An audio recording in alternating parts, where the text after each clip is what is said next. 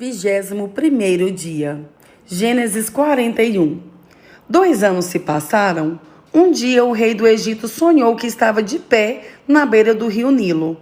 De repente, saíram do rio 7 vacas bonitas e gordas, que começaram a comer o capim da beira do rio. Logo em seguida, saíram do rio outras 7 vacas feias e magras, que foram ficar perto das primeiras vacas na beira do rio. E as vacas feias e magras engoliram as bonitas e gordas. Aí o rei acordou, mas tornou a dormir e teve outro sonho. Desta vez, ele viu 7 espigas de trigo que saíam de um mesmo pé. Elas eram boas e cheias de grãos. Depois, saíram 7 espigas secas e queimadas pelo vento quente do deserto, e elas engoliram as 7 espigas cheias e boas. O rei acordou. Tinha sido um sonho. De manhã, ele estava muito preocupado e, por isso, mandou chamar todos os adivinhos e todos os sábios do Egito. O rei contou seus sonhos, mas nenhum dos sábios foi capaz de dar a explicação. Então, o chefe dos copeiros disse ao rei: chegou a hora de confessar um erro que cometi. Um dia, o Senhor ficou com raiva de mim e do chefe dos padeiros e nos mandou para a cadeia na casa do capitão da guarda. Certa noite, cada um de nós teve um sonho e cada sonho queria dizer uma coisa. Lá na cadeia estava com a gente um moço hebreu, que era escravo do capitão da guarda. Contamos a esse moço os nossos sonhos e ele explicou o que queriam dizer. E tudo deu certo, exatamente como ele havia falado. Eu voltei para o meu serviço e o padeiro foi enforcado. Então, o rei mandou chamar José e foram depressa tirá-lo da cadeia. Ele fez a barba, trocou de roupa e se apresentou ao rei. Então o rei disse: eu tive um sonho que ninguém conseguiu explicar. Ouvi dizer que você é capaz de explicar sonhos. Isso não depende de mim, respondeu José. É Deus quem vai dar uma resposta para o bem do Senhor, ó rei. Aí o rei disse: sonhei que estava de pé na beira do rio Nilo. De repente, saíram do rio 7 vacas bonitas e gordas, que começaram a comer o capim da beira do rio. Depois, saíram do rio outras 7 vacas, mas estas eram feias e magras. Em toda a minha vida, eu nunca vi no Egito vacas tão feias como aquelas. E as vacas feias e magras engoliram as bonitas e gordas. Mas nem dava para notar isso, pois elas continuavam feias como antes. Então eu acordei. Depois tive outro sonho. Eu vi 7 espigas de trigo boas e cheias de grãos, as quais saíam de um mesmo pé. Depois saíram 7 espigas, secas e queimadas pelo vento quente do deserto, e elas engoliram as 7 espigas cheias e boas. Eu contei os sonhos aos adivinhos, mas nenhum deles foi capaz de explicá-los. Então José disse ao rei: os 2 sonhos querem dizer a mesma coisa. Por meio deles, Deus está dizendo ao Senhor o que ele vai fazer. As 7 vacas bonitas são 7 anos, e as 7 espigas boas também são. Os 2 sonhos querem dizer a mesma coisa.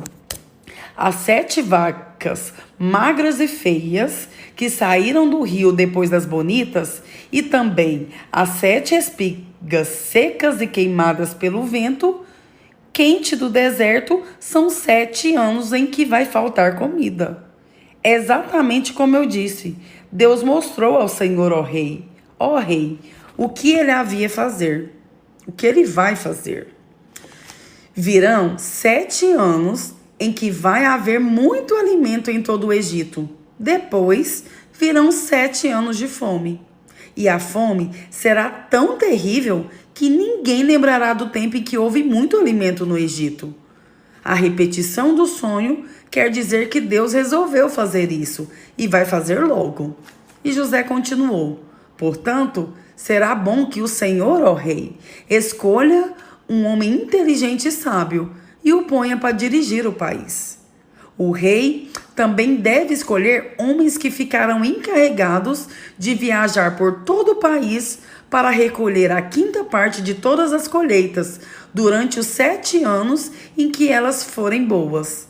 Durante os anos bons que estão chegando, estes homens ajuntarão todo o trigo que puderem e o guardarão em armazéns das cidades, sendo tudo controlado pelo Senhor.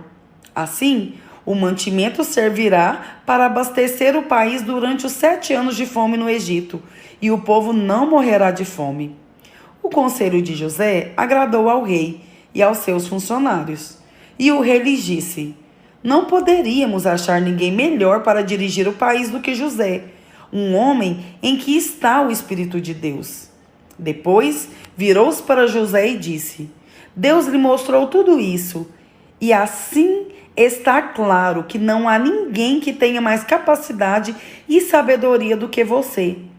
Você vai ficar encarregado do meu palácio, e todo o meu povo obedecerá às suas ordens. Só eu terei mais autoridade do que você, pois sou o rei. Nesse momento, eu o ponho como governador de todo o Egito. Então, o rei tirou do dedo o seu anel sinete e o colocou no dedo de José. Em seguida, mandou que o vestisse com roupas de linho fino e pôs uma corrente de ouro no pescoço dele. Depois, fez com que José subisse no carro reservado para a maior autoridade do Egito depois do rei, e mandou que os seus homens fossem na frente dele gritando: abram o caminho. Assim, José foi posto como governador de todo o Egito. O rei disse a José: eu sou o rei, mas sem a sua licença, ninguém poderá fazer nada em toda a terra do Egito. O rei pôs em José o nome de Zafenate-Paneia, e lhe deu como esposa Asenate, filha de Potífera, que era sacerdote da cidade de Heliópolis. José tinha 30 anos quando entrou para o serviço do rei do Egito. Ele saiu da presença do rei e viajou por todo o Egito. Durante os 7 anos de fartura, a terra produziu cereais em grande quantidade. E José ajuntou todos os cereais e os guardou em armazéns nas cidades, ficando em cada cidade os cereais colhidos nos campos vizinhos. José ajuntou tanto mantimento que desistiu de pesar, pois não dava mais. Parecia a areia da praia do mar. Antes de começarem os anos de fome, José teve 2 filhos com a sua mulher Asenate. Pôs no primeiro o nome de Manassés e explicou assim: Deus me fez esquecer todos os meus sofrimentos e toda a família do meu pai. No segundo filho, pôs o nome de Efraim e disse: Deus me deu filhos no país onde tenho sofrido. Então, acabaram-se os 7 anos de fartura no Egito, e como José tinha dito, começaram 7 anos de fome. Nos outros países, o povo passava fome, mas em todo o Egito havia o que comer. Quando os egípcios começaram a passar fome, foram pedir alimentos ao rei. Ele disse: vão falar com José e façam o que ele disser. Quando a fome aumentou no país inteiro, José abriu todos os armazéns e começou a vender cereais aos egípcios. E de todos os países vinha gente ao Egito para comprar cereais de José, pois no mundo inteiro havia uma grande falta de alimentos. Gênesis 42. Quando Jacó soube que havia mantimentos no Egito, disse aos filhos: por que vocês estão aí de braços cruzados? Ouvi dizer que no Egito há mantimentos. Vão até lá e comprem cereais para não morrermos de fome. Então, os 10 irmãos de José, por parte de pai, foram até o Egito para comprar mantimentos. Mas Jacó não deixou que Benjamim, o irmão de José por parte de pai e mãe, fosse com eles. Ele tinha medo de que lhe acontecesse alguma desgraça. Os filhos de José foram comprar mantimentos junto com as outras pessoas, pois em todo o país de Canaã havia fome.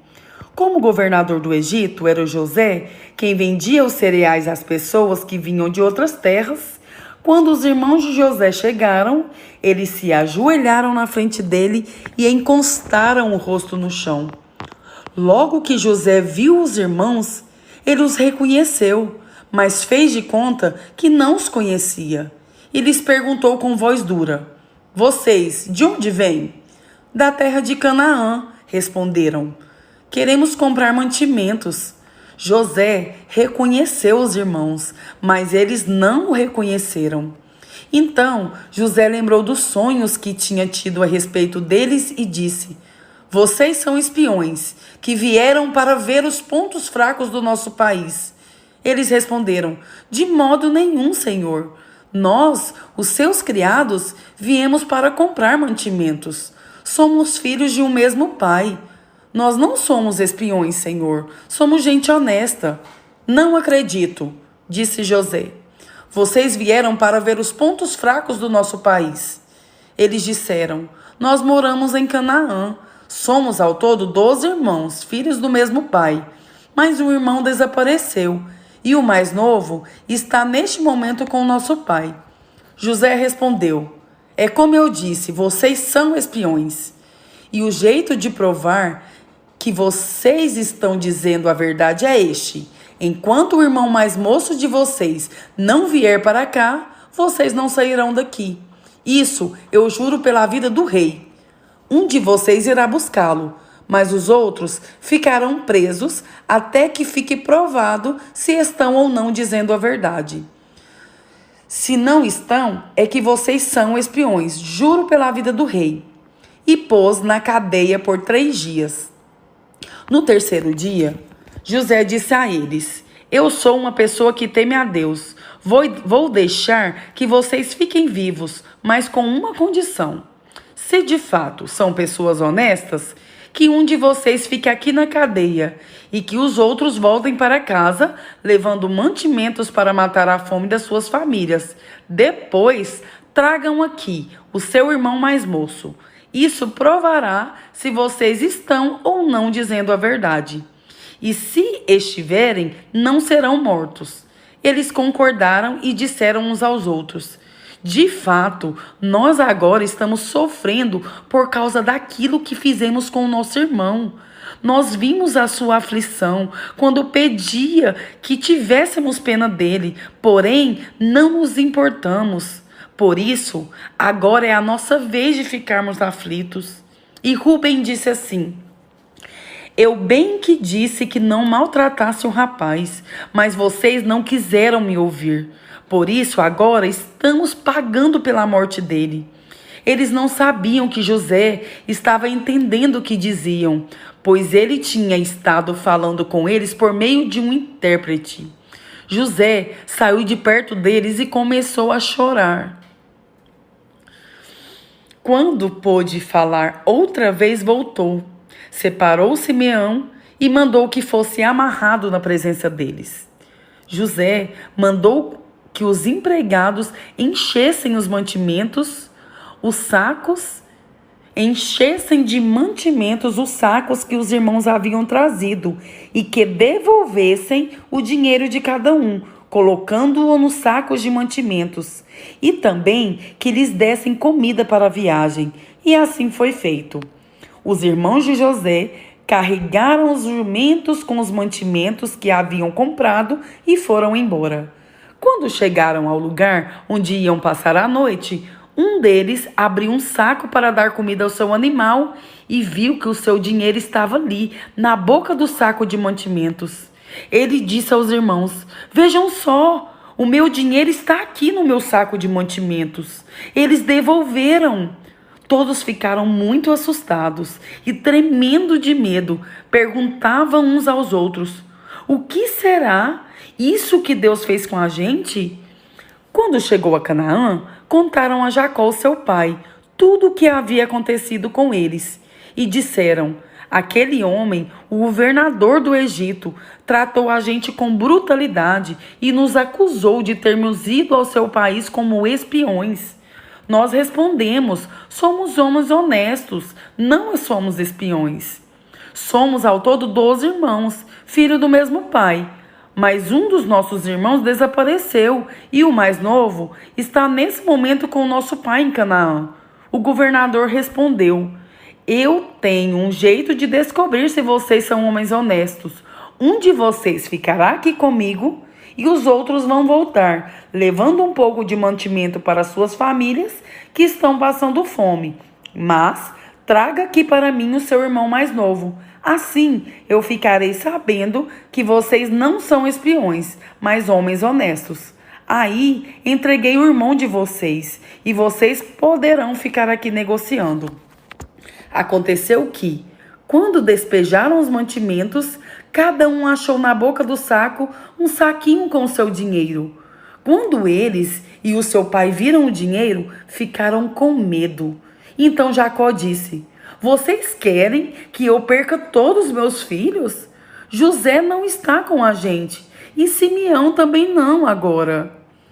Agora vocês querem levar Benjamim? E quem sofre com tudo isso sou eu.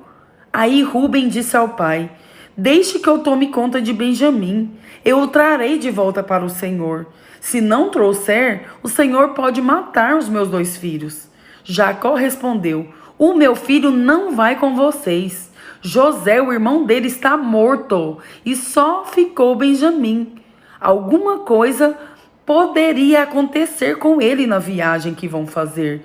E assim vocês matariam de tristeza este velho. Mateus 5. Quando Jesus viu aquelas multidões, subiu um monte e assentou-se. Os seus discípulos chegaram perto dele e ele começou a ensiná-los. Felizes as pessoas que sabem que são espiritualmente pobres, pois o reino do céu é delas. Felizes as pessoas que choram, pois Deus a consolará. Felizes as pessoas humildes, pois receberão o que Deus tem prometido. Felizes as pessoas que têm fome e sede de fazer a vontade de Deus, pois Ele as deixará completamente satisfeitas. Felizes as pessoas que têm misericórdia dos outros, pois Deus terá misericórdia delas. Felizes as pessoas que têm o coração puro, pois elas verão a Deus. Felizes as pessoas que trabalham pela paz, pois Deus as tratará como seus filhos. Felizes as pessoas que sofrem perseguições por fazerem a vontade de Deus, pois o reino do céu é delas. Felizes são vocês quando os insultam, perseguem e dizem todo tipo de calúnia contra vocês por serem meus perseguidores. Felizes, alegres e felizes, pois uma grande recompensa está guardada no céu para vocês. Porque foi assim mesmo que perseguiram os profetas que viveram antes de vocês. Vocês são sal para a humanidade. Mas se o sal perde gosto, deixa de ser sal e não serve para mais nada. É jogado fora e pisado pelas pessoas que passam. Vocês são a luz para o mundo. Não se pode esconder uma cidade construída sobre um monte. Ninguém acende uma lamparina para colocá-la debaixo de um cesto. Pelo contrário, ela é colocada no lugar próprio para que ilumine todos que estão na casa. Assim, também a luz de vocês deve brilhar, para que os outros vejam as coisas boas que vocês fazem e louvem o Pai de vocês que está no céu. Não pensem que eu vim para acabar com a lei de Moisés ou com os ensinamentos dos profetas. Não vim para acabar com eles, mas para dar o seu sentido completo. Eu afirmo a vocês que isto é verdade. Enquanto o céu e a terra durarem, nada será tirado da lei, nem a menor letra, nem qualquer acento. E assim será até o fim de todas as coisas. Portanto, qualquer um que desobedecer ao menor mandamento e ensinar os outros a fazerem o mesmo será considerado o menor do reino do céu. Por outro lado, quem obedecer à lei e ensinar os outros a fazerem o mesmo será considerado grande no reino do céu. Pois eu afirmo a vocês que só entrarão no reino do céu se forem mais fiéis em fazer a vontade de Deus do que os mestres da lei e dos fariseus. Vocês ouviram o que foi dito aos seus antepassados: não mate. Quem matar será julgado. Mas eu lhes digo que qualquer um que ficar com raiva do seu irmão será julgado. Quem disser ao seu irmão: você não vale nada, será julgado pelo tribunal. E quem chamar o seu irmão de idiota estará em perigo de ir para o fogo do inferno. Portanto, se você estiver oferecendo no altar a sua oferta a Deus e lembrar que o seu irmão tem alguma queixa contra você, deixe a sua oferta ali, na frente do altar, e vá logo fazer as pazes com o seu irmão. Depois, volte e ofereça a sua oferta a Deus. Se alguém fizer uma acusação contra você e levá-lo ao tribunal, entre em acordo com essa pessoa enquanto ainda é tempo, antes de chegarem lá, porque depois de chegarem ao tribunal, você será entregue ao juiz. O juiz o entregará ao carcereiro e você será jogado na cadeia. Eu afirmo a você que isto é verdade. Você não sairá dali enquanto não pagar a multa toda. Vocês ouviram que foi dito: não cometa adultério. Mas eu lhes digo: quem olhar para uma mulher e desejar possuí-la, já cometeu adultério no seu coração. Portanto, se o seu olho direito faz com que você peque, arranque-o e jogue-o fora. Pois é melhor perder uma parte do seu corpo do que o corpo inteiro ser atirado no inferno. Se a sua mão direita faz com que você peque, corte-a e jogue-a fora. Pois é melhor perder uma parte do seu corpo do que o corpo inteiro ir para o inferno. Foi dito também: quem mandar a sua esposa embora deverá dar a ela um documento de divórcio. Mas eu lhes digo: todo homem que mandar a sua esposa embora, a não ser em caso de adultério, será culpado de fazer com que ela se torne adúltera. Se ela casar de novo, e o homem casar com ela, também cometerá adultério. Vocês ouviram o que foi dito aos seus antepassados: não quebre a sua promessa, mas cumpra o que você jurou ao Senhor que ia fazer. Mas eu lhes digo: não jurem de jeito nenhum. Não jurem pelo céu, pois é o trono de Deus, nem pela terra, pois é o estrado onde ele descansa os seus pés, nem por Jerusalém, pois é a cidade do grande rei. Não jurem, nem mesmo pela sua cabeça, pois vocês não podem fazer com que um só fio dos seus cabelos fique branco ou preto. Que o sim de vocês seja sim, e o não, não, pois qualquer coisa a mais que disserem vem do maligno. Vocês ouviram o que foi dito: olho por olho, dente por dente. Mas eu lhes digo: não se vinguem dos que fazem mal a vocês. Se alguém lhe der um tapa na cara, vire o outro lado para ele bater também. Se alguém processar você para tomar a sua túnica, deixe que ele leve também a capa. Se um dos soldados estrangeiros forçá-lo a carregar uma carga 1 quilômetro, carregue-a 2 quilômetros. Se alguém lhe pedir alguma coisa, dê. E se alguém lhe pedir emprestado, empreste. Vocês ouviram o que foi dito: ame os seus amigos e odeie os seus inimigos. Mas eu lhes digo: amem os seus inimigos e orem pelos que te perseguem, para que vocês se tornem filhos do Pai de vocês, que está no céu. Porque ele faz com que o sol brilhe sobre os bons e sobre os maus, e dá chuvas tanto para os que fazem o bem, como para os que fazem o mal. Se vocês amam somente aqueles que os amam, por que esperam que Deus lhe dê alguma recompensa? Até os cobradores de impostos amam as pessoas que os amam. Se vocês falam somente com os seus amigos, o que é que estão fazendo demais? Até os pagãos fazem isso. Portanto, sejam perfeitos em amor, assim como é perfeito o Pai de vocês, que está no céu.